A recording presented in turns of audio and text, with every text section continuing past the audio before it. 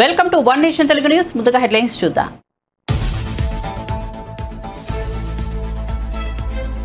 ఉద్దానంలో CM Jagan kidney research centre, super speciality ఆసుపత్రి, Sujaladhara project ప్రారంభం. చుక్కలు చూపిస్తారన్న పవన్ కు డిపాజిట్ కూడా రాలేదన్న CM Jagan.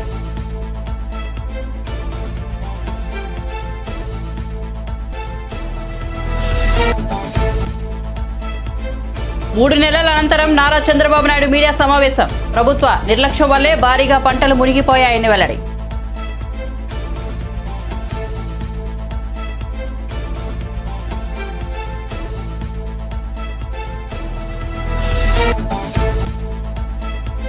Telangana assembly speaker గా గడ్డం ప్రసాద్ కుమార్, స్పీకర్ గా బాధ్యతలను స్వీకరించాలని కోరిన ప్రొటెం స్పీకర్.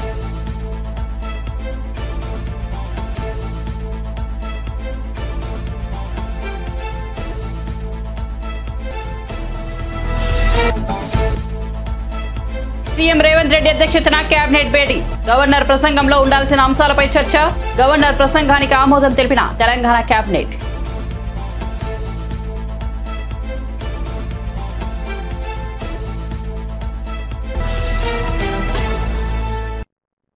ఇక వార్త వివరాల్లోకి వెళ్తే, ఉద్దానంలో కిడ్నీ బాధితుల సమస్య ఒక్క రోజులో వచ్చింది కాదని, గత పాలకుల హయాంలోని ఈ సమస్య ఉందని, పేదల ప్రాణాలంటే చంద్రబాబుకు లెక్కలేదని ముఖ్యమంత్రి వైఎస్ జగన్మోహన్ రెడ్డి మండిపడ్డారు. కుప్పం నియోజకవర్గానికి కూడా నీరు అందించలేదని, సొంత నియోజకవర్గానికి కూడా పట్టించుకుని చంద్రబాబును ఉత్తరాంధ్ర మీద ఏం ప్రేమ ఉంటుందంటూ సీఎం దుయ్యబట్టారు. శ్రీకాకుళం జిల్లా పలాసలో 85,000 కోట్ల వ్యయంతో నిర్మించిన doctor YSR kidney research centre, 200 పడకల సూపర్ స్పెషాలిటీ హాస్పిటల్ను సీఎం జగన్ గురువారం ప్రారంభించారు. అలాగే 700 కోట్ల వ్యయంతో నిర్మించిన వైఎస్ఆర్ సుజలధార ప్రాజెక్టును ప్రారంభించి జాతికి అంకితం చేశారు. ఈ సందర్భంగా పలాస బహిరంగ సభలో సీఎం మాట్లాడుతూ, ఎన్నికలు వచ్చేసరికి ఎత్తులు, పొత్తులు, చిత్తులు మీద చంద్రబాబు ఆధారపడతారు. తెలంగాణలో తన దత్తపుత్రుడిని ఫోటోలో పెట్టారు. నాన్ లోకల్ ప్యాకేజీ స్టార్ బాబు ఇంకో పార్ట్నర్, ఆంధ్ర పాలకులకు చుక్కలు చూపిస్తారని తెలంగాణలో డైలాగులు కొడతారు. తెలంగాణలో ఆంధ్ర ప్రజలకు వ్యతిరేకంగా మాట్లాడిన దత్తపుత్రుడికి డిపాజిట్లు కూడా రాలేదన్నారు. ఉత్తరాంధ్రకు చంద్రబాబు దత్తపుత్రుడు చేయని ద్రోహం చేశారన్నారు. జరగబోతాది అని చెప్పి ఈ సందర్భంగా తెలియజేస్తా ఉన్నా. ఈ హాస్పిటల్లో క్యాజువాలిటీ బ్లాక్ ఉంది, సెంట్రల్ ల్యాబ్ ఉంది, radio diagnosis, OT complex, nephrology, dialysis, urology, ఈ వార్డులతో పాటు రీసెర్చ్ ల్యాబ్స్ కూడా ఇక్కడ ఇదే kidney research and super speciality హాస్పిటల్లో అందుబాటులో ఉన్నాయి. అతి ఆధునిక సిటీ స్కాను, డిజిటల్ ఎక్స్రే, యూరాలజీకి అవసరమైన హోల్మియం లేజర్, యూరోడైనమిక్ మిషన్, ఇటువంటి అన్ని ఆధునిక సదుపాయాలన్నీ కూడా ఈ కిడ్నీ రీసెర్చ్ హాస్పిటల్లో ఇవన్నీ కూడా అందుబాటులో ఉన్నాయి అని కూడా చెప్పడానికి మీ బిడ్డగా గర్వపడతా ఉన్నానని చెప్పి కూడా ఈ సందర్భంగా తెలియజేస్తా ఉన్నా. ఏదైనా నిజంగా కూడా ఏదైనా సీరియస్గా ఏదైనా అనిపించినప్పుడు, ఏదైనా అయినప్పుడు ఎక్కడికెక్కడికో పరిగెత్తాల్సిన అవసరం లేకుండా అందరినీ కూడా కవర్ చేసేట్టుగా, అంటే అప్పుడులో మిగిలిపోయిన వాళ్ళందరినీ కూడా తో పాటు వాటర్ తీసుకురావాలి అని ఈ సమస్య నియోజకవర్గం తాను ఎందాకైనా పోయాడు అని, ఆ మాట నిలబెట్టుకున్నాడు అని కనీసం చెప్పుకునేందుకు కేవలం అయినా కనీసం మాట మీద నిలబడిన చరిత్ర లేదు. ఇలాంటి ఆయన ఇక ఎన్నికలు వచ్చేసరికి ఆయన దేని మీద ఆధారపడతాడో తెలుసా? ఎన్నికలు వచ్చేసరికి తాను ఆధారపడేది పొత్తుల మీద, ఎత్తుల మీద, జిత్తుల మీద, కుయుక్తుల మీద తాను ఆధారపడతాడు. ఈ పెద్ద మనిషి మరో వ్యక్తి మీద కూడా ఆధారపడతాడు.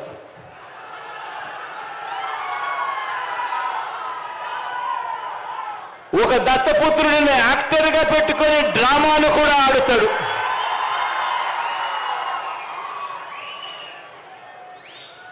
ఈ దత్తపుత్రుడు ఎవరు అనంటే, ఎలాంటి వాడు అనంటే, మొన్న తెలంగాణలో తాను పోటీ పెట్టాడు. తాను తెలంగాణలో అభ్యర్థులను నిలబెడుతూ పోటీ పెడుతూ తెలంగాణలో తాను అన్న మాటలు వింటే నాకు ఆశ్చర్యం అనిపించింది. ఆ పెద్ద మనిషి దత్తపుత్రుడు అక్కడ తెలంగాణలో తాను అంటాడు, తెలంగాణలో తాను పుట్టినందుకు తెగ బాధపడిపోతున్నాను అని చెప్పి అంటాడు. తెలంగాణలో తాను పుట్టినందుకు తన దురదృష్టం అని చెప్పి కూడా అంటాడు. ఇలాంటి వ్యక్తి మొన్న తెలంగాణలో ఇలాంటి డైలాగులు కొట్టిన నాన్ లోకల్ ప్యాకేజ్ ఇస్తారు ఈ పెద్ద మనిషి చంద్రబాబు నాయుడు గారికి ఇంకొక పార్ట్నర్. ఈ పెద్ద మనిషి ఆంధ్ర పాలకులకు చుక్కలు చూపిస్తా అని చెప్పి తెలంగాణలో డైలాగులు కొడతాడు. ఆంధ్ర పాలకులకు ఈ పెద్ద మనిషి చుక్కలు చూపిస్తాను అని చెప్పి తెలంగాణలో డైలాగులు కొడతాడు. ఈ ప్యాకేజీ ఇస్తారు, ఈ మ్యారేజ్ ఇస్తారు.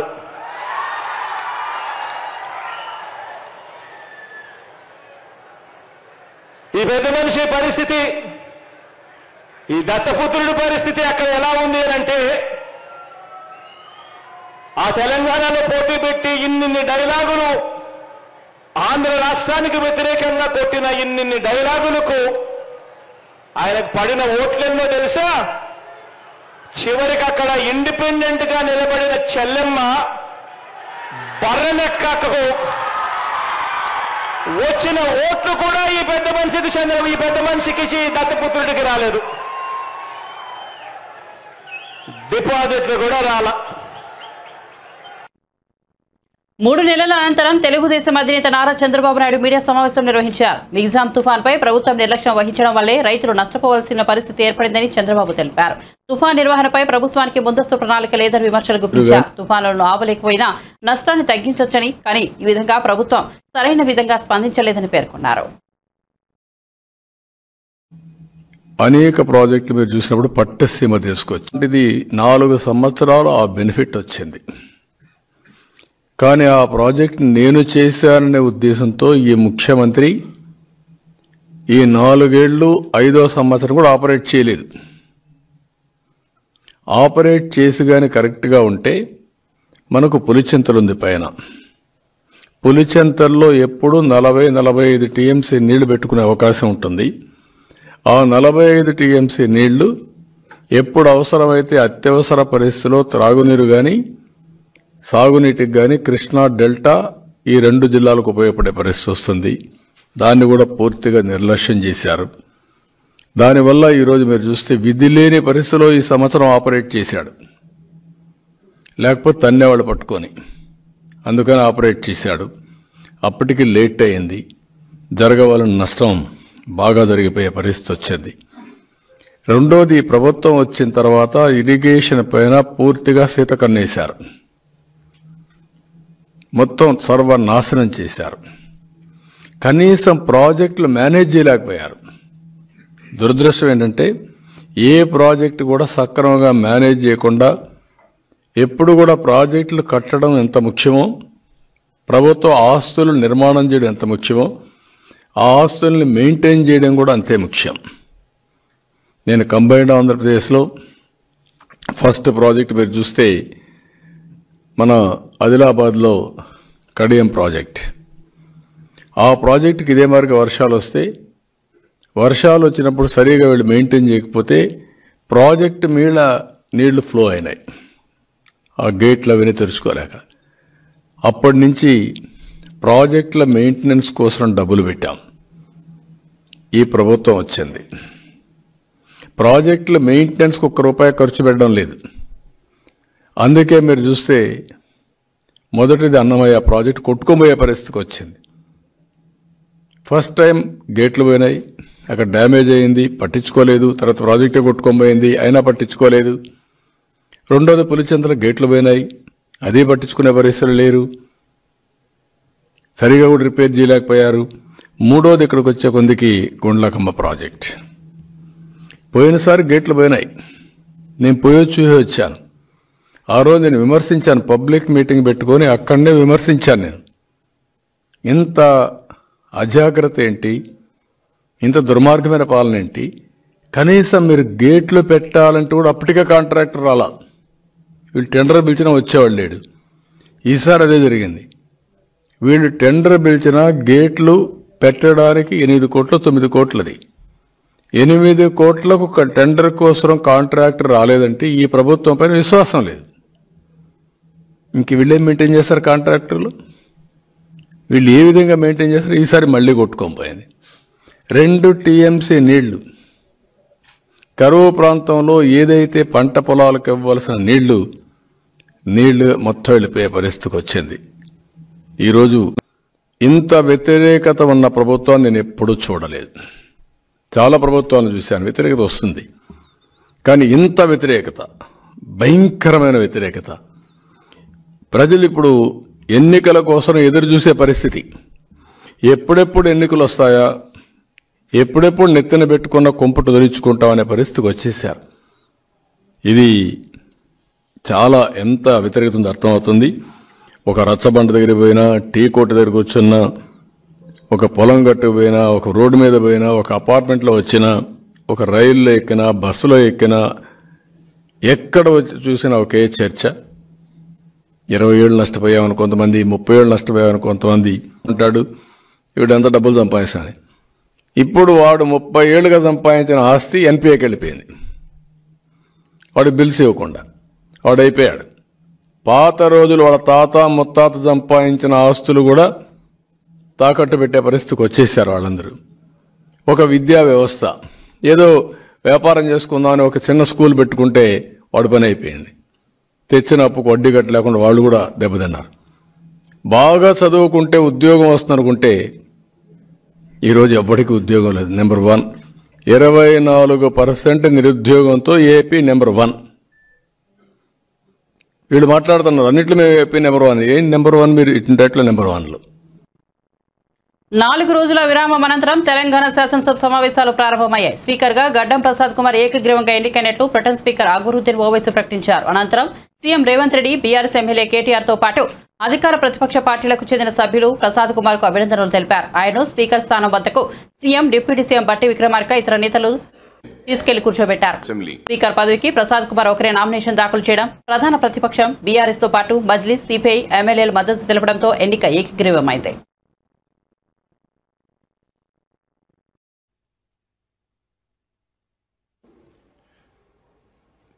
Sri Gadam, member nominated Sri Gadam Prasad Kumar, proposer Sri C.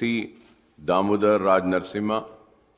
4, member nominated Sri Gadam Prasad Kumar, proposer Sri Punga Giliti Srinivas Reddy Sri Prasad Kumar, proposer. Number 13, Sri Gadam Prasad Kumar, Sri Makan Singh Raj Thakur, proposer. Mandula. Number 20, member nominated Sri Gadhem, induct him to the chair. Honorable Deputy Chief Minister Saab, the Honorable Minister for Legislative Affairs and the floor leaders of all legislature party to conduct him to the chair.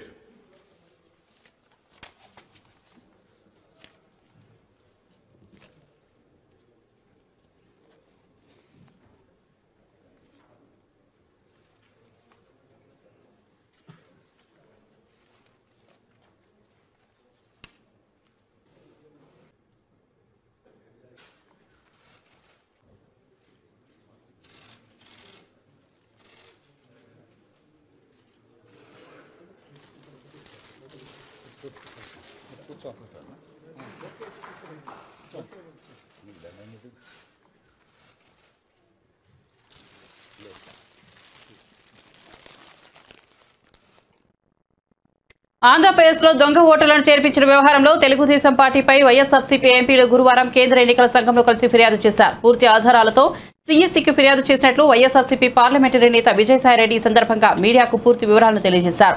America సర్వర్లో ఓటర్ల data store చేస్తున్నారు. పేర్లలో ఒక అక్షరాన్ని మార్చి దొంగ ఓట్లు చేర్పిస్తున్నారు. తండ్రి పేరు, ఇంటి పేరు మార్చేసి ఒకే ఓటర్ను 2 నియోజకవర్గాల్లో చేర్పిస్తున్నారు. పూర్తి ఆధారాలతో టీడీపీపై ఫిర్యాదు చేశాం. వీలైనంత త్వరగా చర్యలు తీసుకోవాలని కోరామన్నారు. సీఎస్సీకి కూడా మా విజ్ఞప్తిని సానుకూలంగానే స్పందించిందని రాజ్యసభ సభ్యులు విజయసాయిరెడ్డి తెలిపారు. డెలిగేషన్ కలిసి 5 అంశాలను ప్రధానంగా ఎలక్షన్ కమిషన్ వారి దృష్టికి తీసుకురావడం జరిగింది.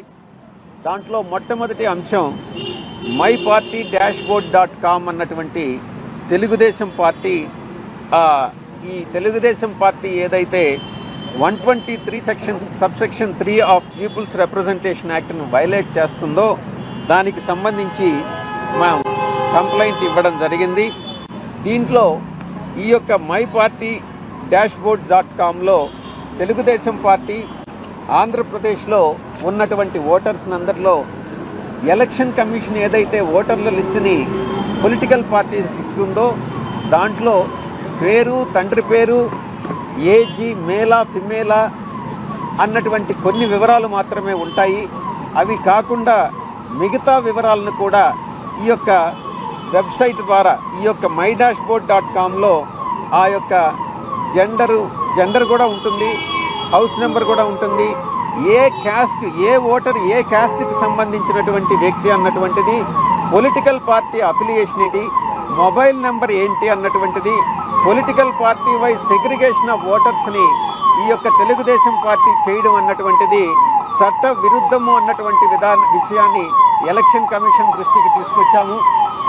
ఇక ఓటర్ డేటా ఒక న్యూయార్క్లో ఉన్నటువంటి, అమెరికాలో ఉన్నటువంటి న్యూయార్క్లో ఒక న్యూయార్క్ పట్టణంలో ఈ యొక్క డేటా అంతా ఈ యొక్క సర్వర్లో స్టోర్ చేయడం అన్నటువంటిది. ఇదే విషయాన్ని గతంలో కూడా తెలుగుదేశం పార్టీ సేవామిత్ర పేరుతో ఈ రకమైనటువంటి డేటా కలెక్ట్ చేసినటువంటి విషయాన్ని గతంలోనే ఎలక్షన్ కమిషన్ దృష్టికి తీసుకొచ్చాం. దాని మీద ఎలక్షన్ కమిషను ఎఫ్ఐఆర్ని ఫైల్ చేయమని చెప్పి 174/2019లోనే ఈ యొక్క ఎఫ్ఐఆర్ కూడా ఫైల్ చేయడం జరిగింది. స్పీకర్ ఎన్నికకు సహకరించిన పార్టీలకు సీఎం రేవంత్ రెడ్డి ధన్యవాదాలు తెలిపారు. మంచి సంప్రదాయానికి తొలి రోజే నాంది పలికామని, భవిష్యత్తులోనూ ఇదే సంప్రదాయం కొనసాగాలని ఆకాంక్షించారు. రాష్ట్ర ప్రజల ఆకాంక్షలను సభ ద్వారా నిర్వహిద్దామని చెప్పారు. మంత్రిగా ఉన్నప్పుడు గడ్డం ప్రసాద్ చేనేత కార్మికుల సమస్యలను పరిష్కరించారని, ఆయనతో కలిసి పనిచేసినందుకు గర్విస్తున్నారని డిప్యూటీ సీఎం బట్టి విక్రమార్క తెలిపారు. ప్రజల సమస్యల పరిష్కారం దిశగా గడ్డం ప్రసాద్ సలహాలు ఇవ్వాలన్నారు. గౌరవ ముఖ్యమంత్రి గారు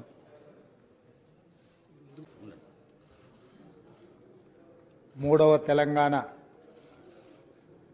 శాసనసభ యొక్క సభా అధ్యక్షుడిగా గడ్డం ప్రసాద్ కుమార్ గారిని ఈ శాసనసభలో కాంగ్రెస్ పార్టీ, భారత రాష్ట్ర సమితి, అదేవిధంగా సిపిఐ, ఎంఐఎం పార్టీలు ప్రత్యక్షంగా మద్దతు పలికి ఏకగ్రీవంగా ఎన్నిక కావడానికి, అదేవిధంగా భారతీయ జనతా పార్టీని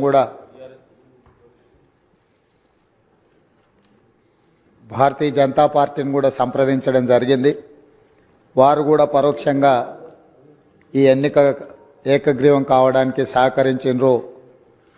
సభాపక్ష నాయకుడిగా మా సభ్యులకు, భారత రాష్ట్ర సమితి అధ్యక్షుడు మరియు శాసనసభ్యులకు, ఎంఐఎం అసదుద్దీన్ ఓవైసీ గారికి, అక్బరుద్దీన్ ఓవైసీ గారికి, సిపిఐ పార్టీ నాయకులకు అందరికీ, ఆ పార్టీ అధ్యక్షులకు, శాసనసభ్యులందరికీ కూడా ఈ సభాపక్షాన మనస్ఫూర్తిగా వారికి ధన్యవాదాలు తెలియజేస్తున్నాను.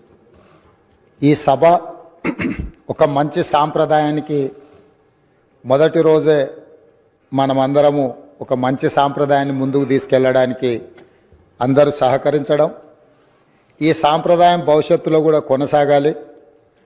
ఈ మంచి సాంప్రదాయము సభ సమన్వయంతో, అందరి సహకారంతో ఈ సమావేశాలను మనం నిర్వహించుకుంటే తెలంగాణ ప్రజల యొక్క ఆకాంక్షను, తెలంగాణ ప్రజల యొక్క ఆలోచనను ఈ సభ ద్వారా పరిష్కరించడానికి అవకాశం ఉంటుంది. అదేవిధంగా గడ్డం ప్రసాద్ కుమార్ గారు నా సొంత జిల్లా, నేను ఎక్కడి నుంచి అయితే శాసనసభ్యుడిగా ప్రాతినిధ్యం వహిస్తున్నానో ఆ ప్రాంతం వాడు. వికారాబాద్కి చరిత్రలోనే గొప్ప పేరుంది. నిజాం సర్కారు ఉన్నప్పుడు చాలా రుగ్మతలు ఉన్న వాళ్ళకి వైద్య సహాయం అందాల్సిన వివిధ రకాల ఇబ్బందులు ఉన్న వాళ్ళందరినీ కూడా వికారాబాద్ గుట్ట మీద వైద్యం చేస్తే అందరికీ ఆ రుగ్మతలు తగ్గి సమస్యలు పరిష్కారం అవుతాయని తెలుసు. ఇప్పటికి కూడా అక్కడి వాతావరణం, అక్కడి గాలి, అక్కడి నేల ఒక మంచి వైద్యానికి ఉపయోగపడే ప్రాంతం. ఆ ప్రాంతం నుంచి వచ్చిన గడ్డం ప్రసాద్ కుమార్ గారు మన 3వ శాసనసభకు స్పీకర్గా ఎన్నిక కావడం ద్వారా సమాజంలో ఉన్న ఎన్నో రుగ్మతలను, సమస్యల్ని ఈ సభలో వారి నాయకత్వాన చర్చ జరిగి పరిష్కారం అవుతుందని చెప్పి నేను స్పష్టంగా భావిస్తున్నాను, ఆశిస్తున్నాను. అదేవిధంగా వారు అతి సామాన్యమైన కుటుంబం, వెనుకబడి. విశాఖపట్నంలోని జగదాంబ జంక్షన్లో భారీ అగ్ని ప్రమాదం చోటు చేసుకుంది. జంక్షన్లోని ఇండస్ ఆసుపత్రిలో గురువారం ఉదయం మంటలు చెలరేగాయి. ఆసుపత్రి 2వ అంతస్తులో ప్రమాదం జరిగింది. పలువురు రోగులు మంటలో చిక్కుకున్నట్టు సమాచారం. వారిని కాపాడేందుకు అగ్నిమాపక సిబ్బంది ప్రయత్నిస్తున్నారు.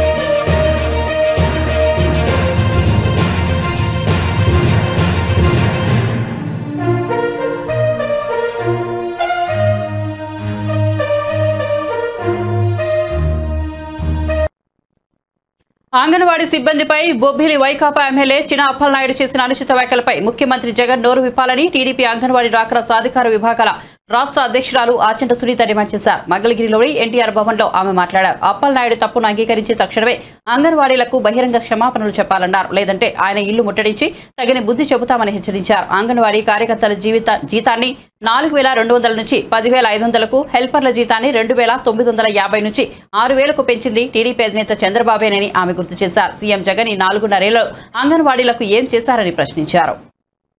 నిరవధిక సమ్మెను స్టార్ట్ చేయటం జరిగింది. ఏదైతే ప్రభుత్వంపై వారికి ఇవ్వాల్సినటువంటి హామీలను నెరవేర్చాలి, ఏదైతే జగన్మోహన్ రెడ్డి గారు అధికారంలోకి వచ్చే ముందు పాదయాత్రలో వారికి కొన్ని హామీలు ఇవ్వడం జరిగింది.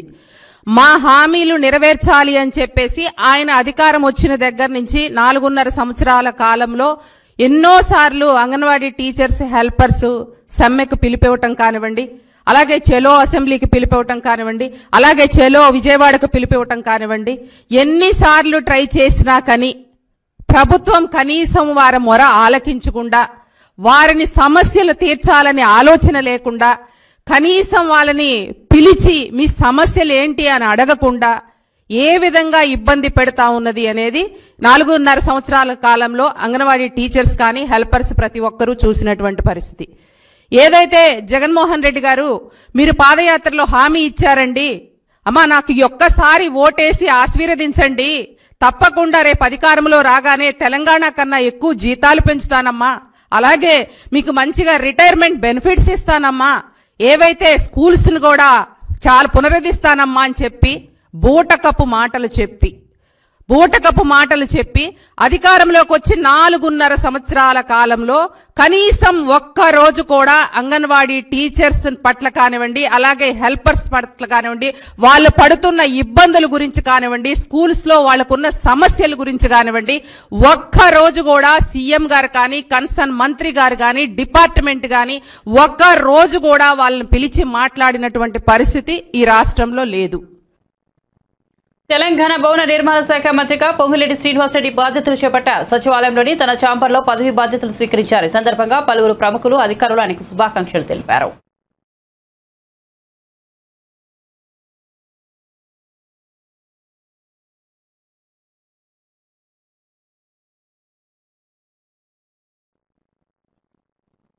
బిగ్ జామ్ తుఫాన్ బాధితులను ఆదుకోవడంలో రాష్ట్ర ప్రభుత్వం విఫలమైందని సిపిఐ జాతీయ కార్యదర్శి నారాయణ విమర్శించారు. తుఫాన్ బాధితులను ఆదుకోవాలంటూ సిపిఐ ఆధ్వర్యంలో తిరుపతి కలెక్టరేట్ ఎదురు చేపట్టిన నిరసన కార్యక్రమంలో ఆయన పాల్గొన్నారు. తుఫాను వల్ల తీవ్రంగా నష్టపోయిన రైతులు ప్రజలను ప్రభుత్వం ఆదుకోవాలని డిమాండ్ చేశారు. జాతీయ విపత్తుగా ప్రకటించి బాధితులకు సహాయం చేయాలని కోరారు. ముఖ్యమంత్రి కాకముందు పాదయాత్ర చేసిన జగన్ సీఎం అయ్యాక జనాల్లోకి ఎందుకు రావడం లేదని ప్రశ్నించారు.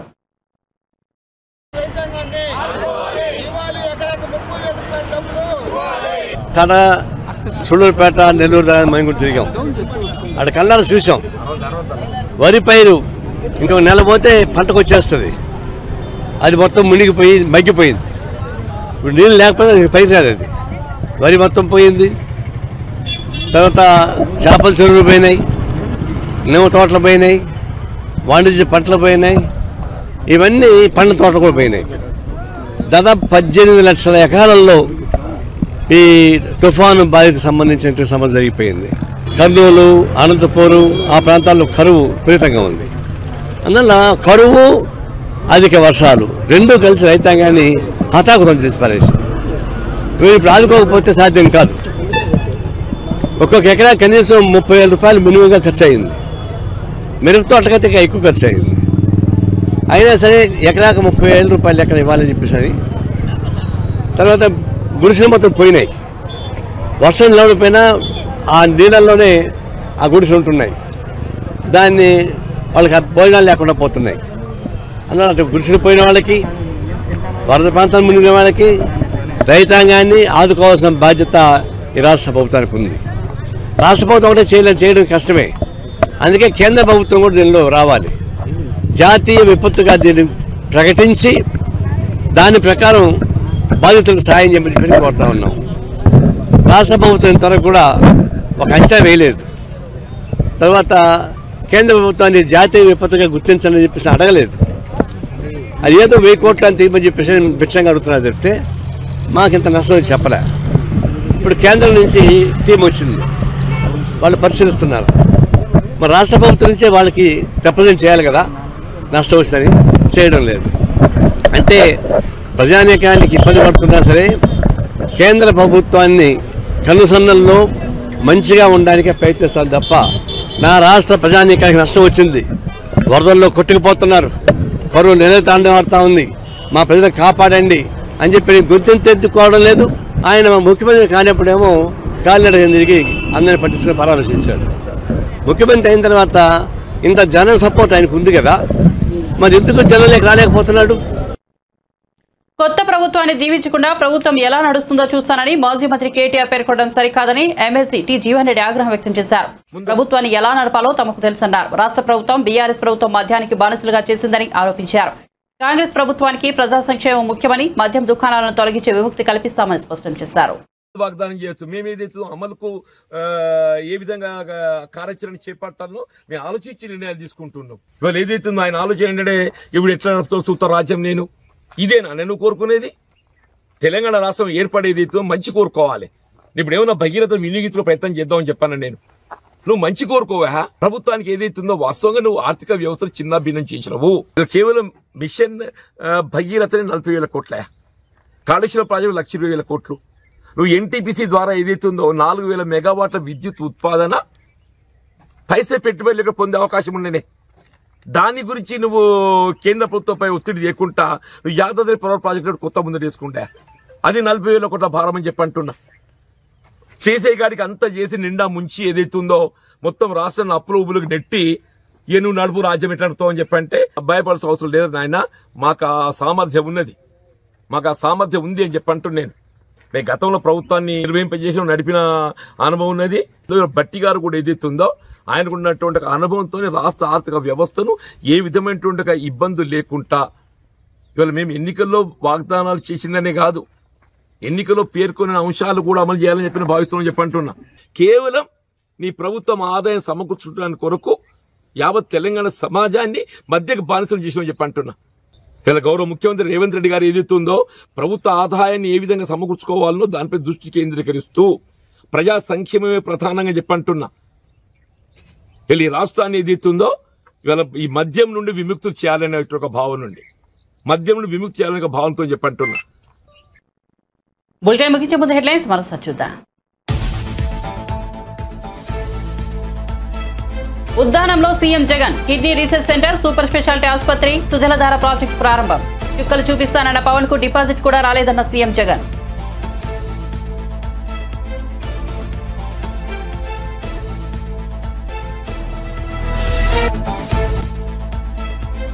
మూడు నెలల అనంతరం నారా చంద్రబాబు నాయుడు మీడియా సమావేశం. ప్రభుత్వ నిర్లక్ష్యం వల్లే భారీగా పంటలు మునిగాయని వెల్లడి.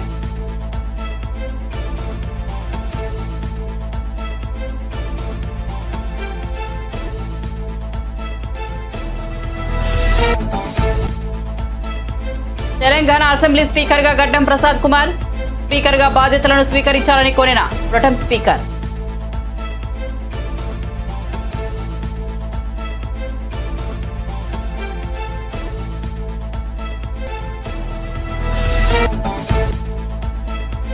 సీఎం రేవంత్ రెడ్డి అధ్యక్షతన కేబినెట్ భేటీ.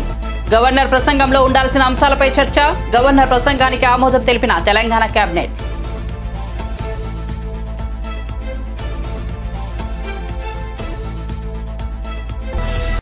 మరిన్ని అప్డేట్స్ కోసం చూస్తూనే ఉండండి వన్ నేషన్ తెలుగు న్యూస్.